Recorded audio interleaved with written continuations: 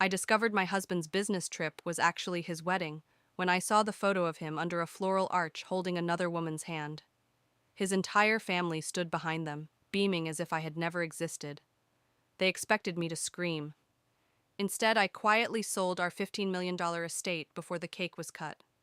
When he dragged his new bride to our gate, he finally realized he held no keys to this game. My name is Zara Ortiz, and up until 10 o'clock this evening, I believed my life was a masterpiece of architectural precision. I have spent 20 years building Redwood Marlowe Consulting from a boutique firm into a global powerhouse, and I treat my personal life with the same rigorous attention to detail. I manage risk, I calculate outcomes, I do not like surprises. The air conditioning in the office hummed with the silence of a late Tuesday night. I was the last one on the executive floor reviewing the final compliance reports for a merger that had consumed my last 3 months.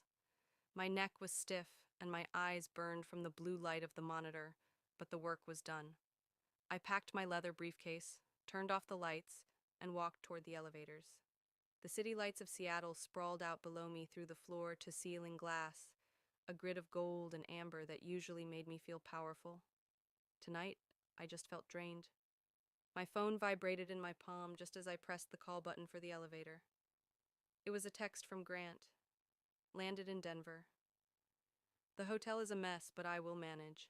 Meetings start at 7 tomorrow. Love you, Z. I typed back a quick reply telling him to get some sleep. Grant had been stressed about this trip for weeks. He told me it was a crucial networking opportunity for his independent ventures, a chance to finally get some capital that did not come from my bank account. I wanted to support him. I always supported him. I stepped into the elevator and the doors slid shut, sealing me in a box of polished steel and silence. To decompress during the 40-story descent, I opened a social media app. It is a mindless habit, a way to switch gears from corporate shark to a human being before I get behind the wheel of my car. The algorithm usually feeds me interior design trends or stock market updates, but not tonight. Tonight, the first image on my feed froze the breath in my lungs. It was a photo posted by Marjorie Holloway, my mother-in-law. At first, my brain refused to process the visual data. I thought it was a memory, perhaps a flashback to a cousin's wedding or an old family reunion I had forgotten. But the resolution was too sharp, the fashion too current. Standing under a lush archway of white wisteria and imported hydrangeas was my husband, Grant. He was not in Denver. He was not in a messy hotel room. He was standing on a sun-drenched lawn that looked suspiciously like the vineyards in Napa Valley. He was wearing the cream linen suit I had bought him for our anniversary cruise last month, a suit he said he was saving for a special occasion. He was holding hands with a woman. I knew her, Tessa Lane. She was the 26-year-old event coordinator Grant had hired for a charity gala last year. I remembered her because she had spilled red wine on my rug and cried until I comforted her. In the photo, she was not crying. She was laughing, her head thrown back, wearing a fitted lace gown that was unmistakably a wedding dress. But the worst part was not Grant. It was not even Tessa. It was the background standing behind them, arranged in a perfect semicircle of support. Was the entire Hall family. Marjorie was there in a silver mother of the groom dress. Grant's sister, his uncle, his cousins, people I had hosted for Thanksgiving dinners, people whose debts I had quietly paid off, people who had hugged me at Christmas. They were all there. They were beaming. They looked radiant. I looked at the caption Marjorie had written beneath the photo. Finally, my son chose happiness. The elevator pinged and the doors opened to the parking garage. I did not move. The sentence hung in front of my eyes like a neon sign. Finally, as if the last 7 years of our marriage, the years where I built our life and secured his comfort, had been a prison he had just escaped. I did not scream. I did not hurl my phone against the steel wall. I felt a strange, cold sensation wash over me, like diving into a freezing lake. It was clarity, absolute terrifying clarity. I stepped out of the elevator and walked toward my car, my heels clicking a sharp, steady rhythm on the concrete. I unlocked my Audi and sat in the driver's seat, but I did not start the engine. Instead, I unlocked my phone again. I needed to analyze the evidence. I zoomed in on the image. This was not a spur-of-the-moment elopement. You do not get an archway of wisteria like that on short notice. The flowers were fresh and arranged by a professional. I recognized the signature style of a florist in Napa who requires a 6-month booking deposit. I moved my finger across the screen to Grant's left hand. He was not wearing the platinum band I placed on his finger 7 years ago.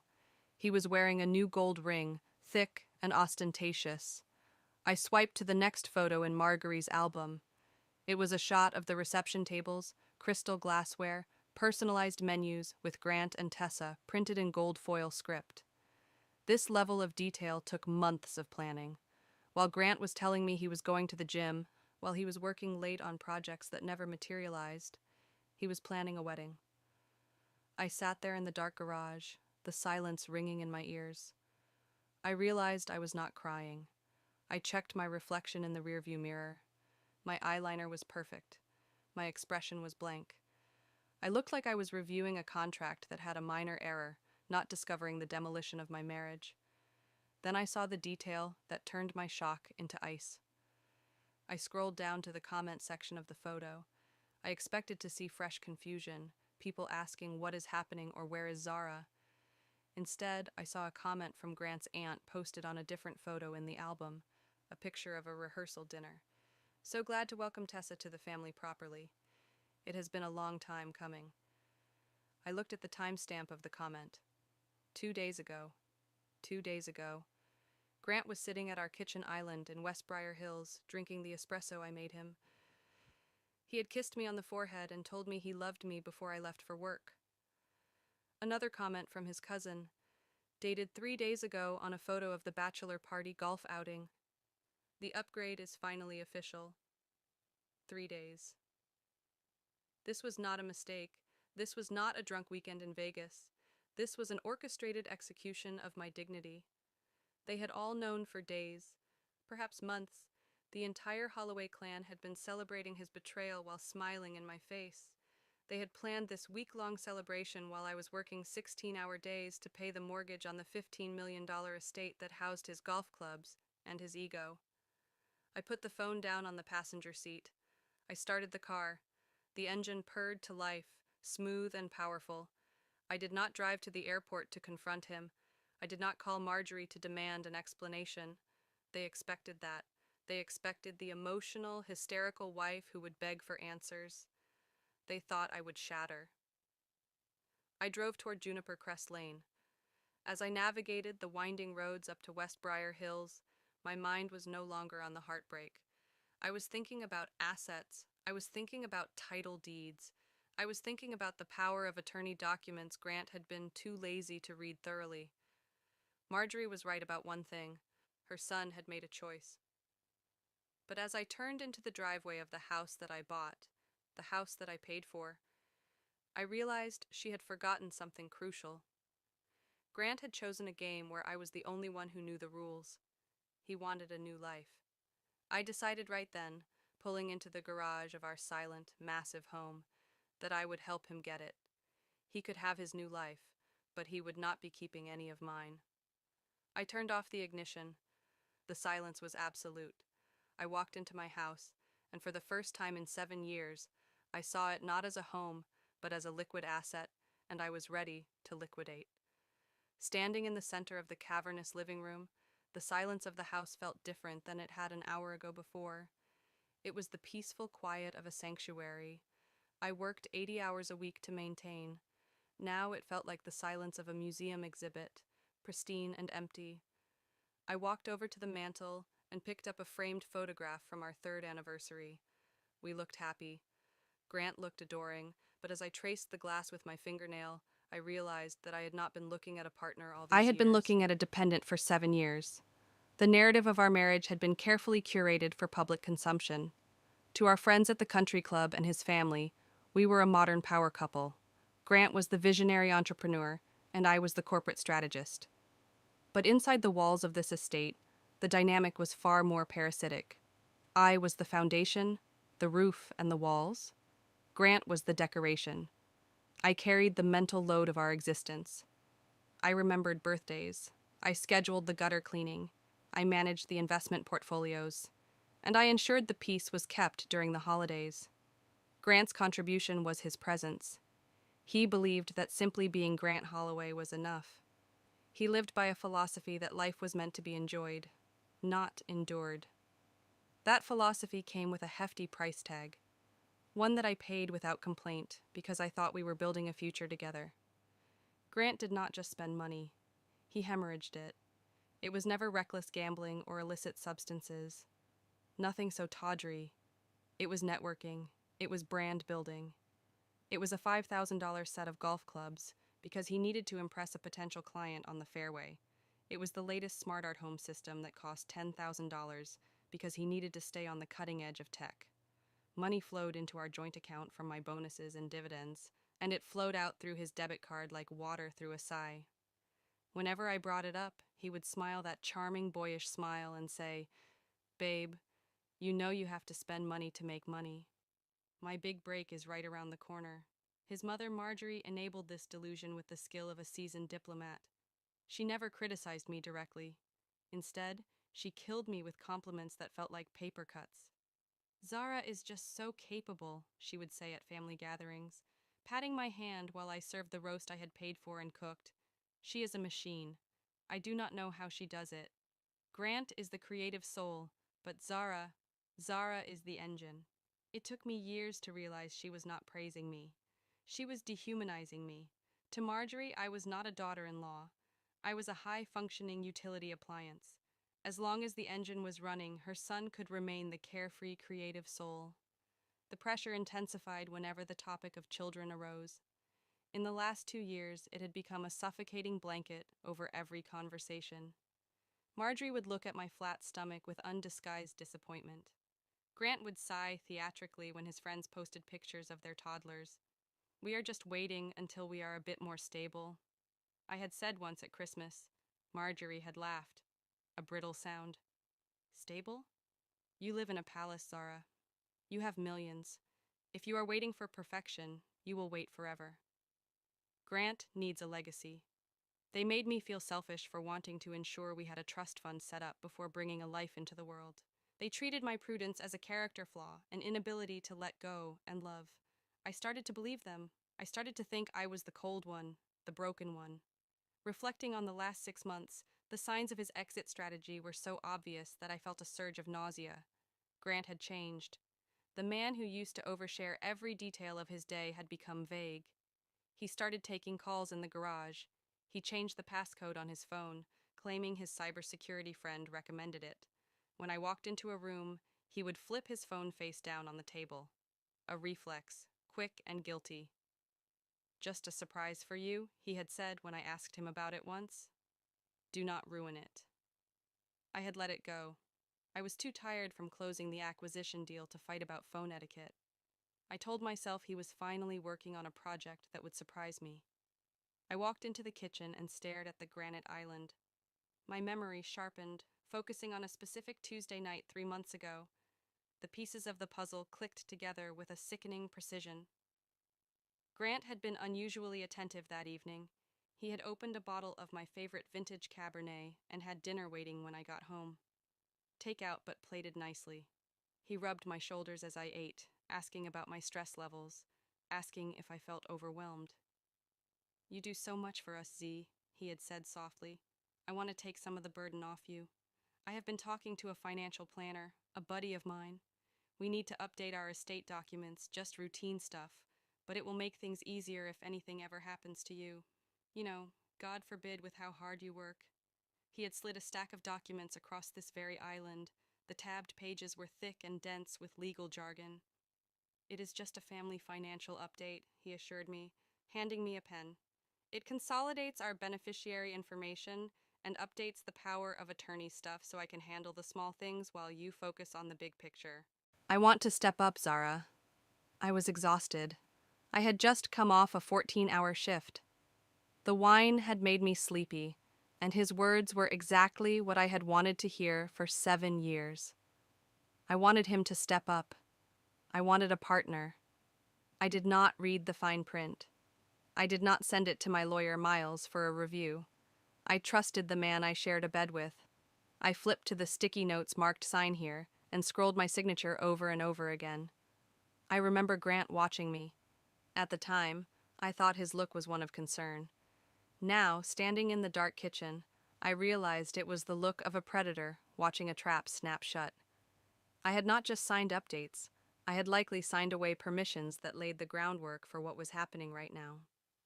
Marjorie said in her caption that he chose happiness, but looking back at that night, I knew the truth.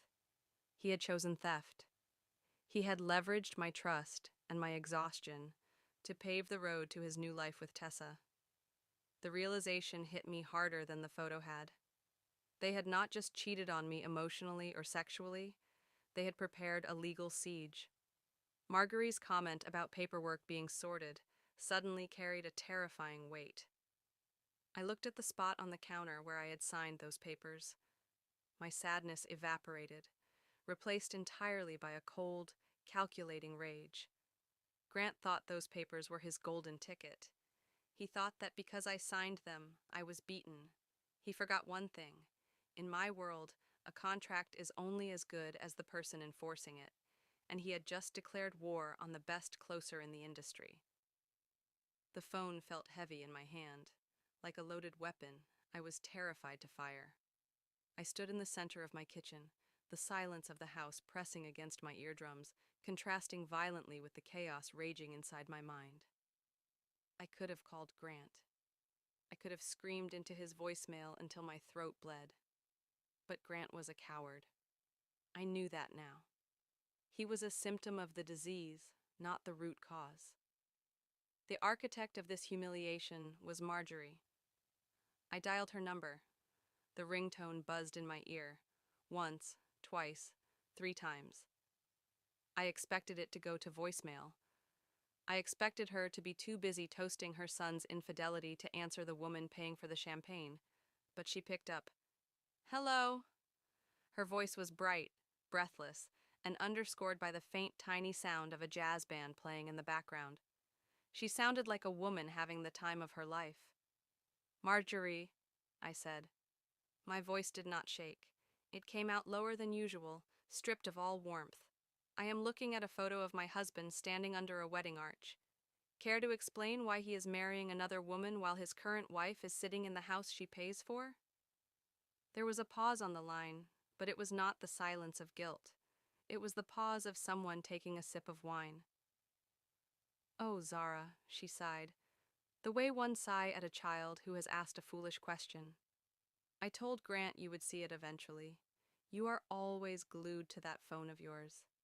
The casualness of her tone struck me harder than a scream would have. She was not denying it. She was not apologizing. She was annoyed that I was interrupting her evening. Eventually I repeated, gripping the edge of the granite island so hard my knuckles turned white. "He told me he was in Denver. He is committing bigamy. Marjorie, this is illegal. This is insane." "It is only illegal if you make it ugly, dear," she replied, her voice dropping to a conspiratorial whisper, though it lacked any real softness. "And honestly, are you surprised? You have been so busy lately. You're always at that office. You barely notice when Grant is home, let alone when he is unhappy. You were too busy to notice he had moved on." "I was busy working," I said, the words tasting like ash. "I was busy earning the money that bought that suit he is wearing. I was busy securing the future he claimed he wanted." "That is just it," Marjorie cut in, her tone sharpening. "You are a provider, Zara, and you are very good at it. We are all grateful for your contributions. But Grant does not need a business partner at home. He needs a wife. He needs a future." "I am his wife," I snapped. "You are a CEO," she corrected, as if the title were an insult. "Tessa is different. Tessa knows how to take care of a husband. She cooks. She listens. She does not emasculate him with talk of mergers and profit margins. She makes him feel like a man." I felt bile rise in my throat. So he married her because she strokes his ego. He married her because she is giving him a family. Marjorie delivered the blow with surgical precision. Tessa is pregnant. Zara. She is already showing it is a boy. The world tilted on its axis. A boy. Grant had spent years telling me we needed to wait. that the timing was not right, that he was not ready to be a father, and all the while he had been building a family with someone else, someone younger, someone who did not ask him to sign a prenup, someone who did not ask him to get a job. A baby, I whispered, the fight momentarily draining out of me. A grandson, Marjorie corrected, her voice swelling with pride. Grant is finally going to be a father. He deserves this happiness. Surely even you can see that. You were never going to give him that, were you? You are too cold, too calculated. A child needs warmth, not a spreadsheet. I closed my eyes. The cruelty was breathtaking. They had rewritten history to suit their narrative. In their version of the story, I was the villain, the frigid, work-obsessed harpy who denied a good man his right to a legacy. Tessa was the savior. If he wanted a divorce, I said, my voice trembling with suppressed rage. He could have asked for one. He did not have to do this. He did not have to humiliate me publicly. He tried to spare your feelings, Marjorie said, and I could hear the smile in her voice. He knew you would make it difficult. You handle everything like a negotiation. Zara Grant just wanted peace. He wanted to start his new life without the drama. So what am I? I asked. The question hung in the air between us. If Tessa is the wife, and he is the victim, what am I? Marjorie made a small, dismissive sound. You were a phase, dear, a necessary phase. You helped Grant grow up. You helped him get on his feet. Think of it as a stepping stone. You played your part, and you did it well. But now it is time for the next chapter. I was a transaction. I was a venture capital firm that had provided seed funding, and now that the company was going public, the founders were pushing me out. They did not see me as a human being. They saw me as a resource that had been fully exploited. I see, I said. The coldness was returning, flooding my veins, freezing the tears before they could fall. So, you think you can just discard me? You think I will just walk away? I think you will be smart, Marjorie said, her voice turning hard for the first time. There is no point in fighting this, Zara. Don't make a fuss. It will only look bad for your professional reputation. Besides, everything is already in motion. The paperwork is sorted. I froze. What paperwork? I asked, my voice deadly quiet. The adjustments, she said vaguely. But the slip was already made. Grant handled the restructuring months ago. The house, the accounts, it is all set up for the new family. He said, You signed everything willingly, so don't try to play the victim now. You signed off on this transition. The memory of the papers on the kitchen island flashed in my mind. The family update, the beneficiary consolidation, Marguerite had just confirmed it. They were not just relying on my emotional collapse. They were relying on a legal coup. They believed that because I had signed those documents, they had successfully transferred ownership of my life to Grant and his mistress. They thought the house I was standing in belonged to them. They thought my bank accounts were now their nursery fund. You are right, Marguerite, I said. I forced my voice to sound defeated. I needed her to believe she had won. I needed her to hang up the phone thinking I was broken, not plotting. I signed. I guess there is nothing I can do. Exactly, she said, her tone returning to that sickly sweet condescension. Go get some sleep, Zara. You sound tired. Let Grant be happy. It is the least you can do after all these years. Goodbye, Marjorie. I said goodbye, dear. Do not wait up. I ended the call and lowered the phone to the counter. My hand was steady.